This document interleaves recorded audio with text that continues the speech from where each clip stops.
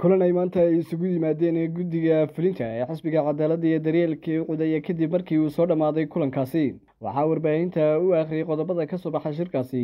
gudoomiye ku-xigeenka xisbiga mucaaradka ee Uqud ahna gudoomiye ku-xigeenka labaad ee golaha wakiilada ee Soomaaliland Cali Xamed Jibriil kadib markaanu shirnay guddida fulinta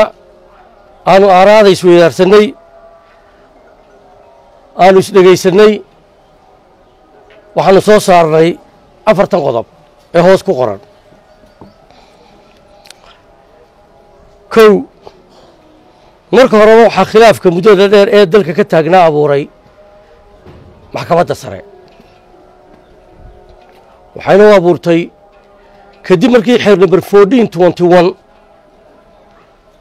ee uu madaxweynaha jamhuuriyadda Soomaaliland uu soo saxay 20kii bishii July 2021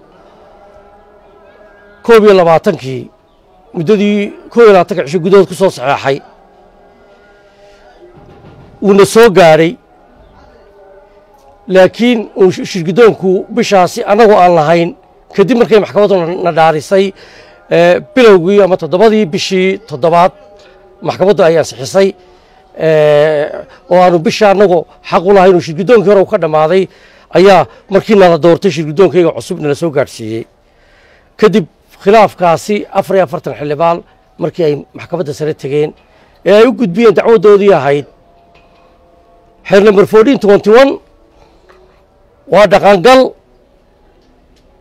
iyo dhaqangal maaha annagoo shirkidoona waxaanu taagnay dhaqangal ma aha waayo sharciga dastuurku waafaq uu leeyahay maxkamaddu halkii ay uga soo jawaabi lahayd waa dhaqangal iyo dhaqangal ma aha ayay 44kii xildhibaan hawshoodii miiska hoostiisa dhigtay shakhsiyaad baa suuqa looga yeedhay aanan magacaabayn oo 22 ahaa kuwaas oo loo bucbuciyey foom oo xeer number 1411 kii hore ee doorashada deegaankii xisbiyadu isku sidkaraayeen ay maxkamaddu wax uga bedeshay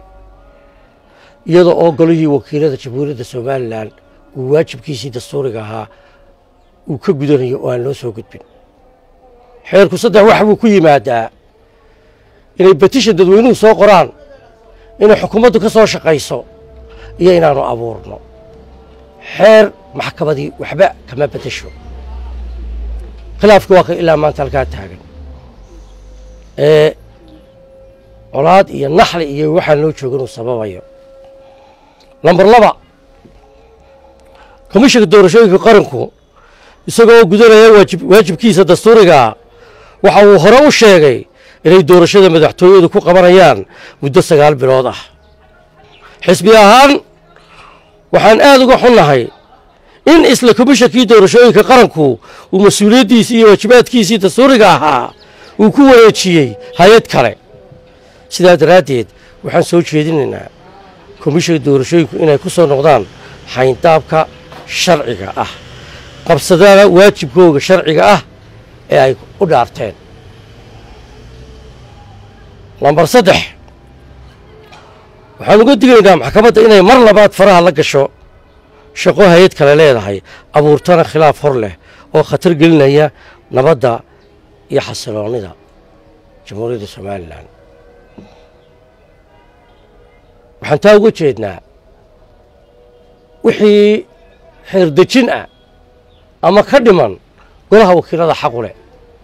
golaha wakiiladuna shaqo kasta iyo wax kasta waajibkooda dastuuriga way ka gudanayaan number 4 xisbiga Uqud waxa uu mowqifkiisa rasmiga yahay inay doorashada kaliya ee ay komishanka doorashooyinku sharciga u hayaan ay tahay doorashada madaxtooyada ee wixii dhameystiran yahay haddii ay waxay ka qabaana waxyaabo kalena inay sharcigooda ama waxay ka qabaan ay u soo gudbiyeen xukuumadda si golaha wakiilada loogu soo gudbiyo laakiin hay'ad aan shaqo ku lahayn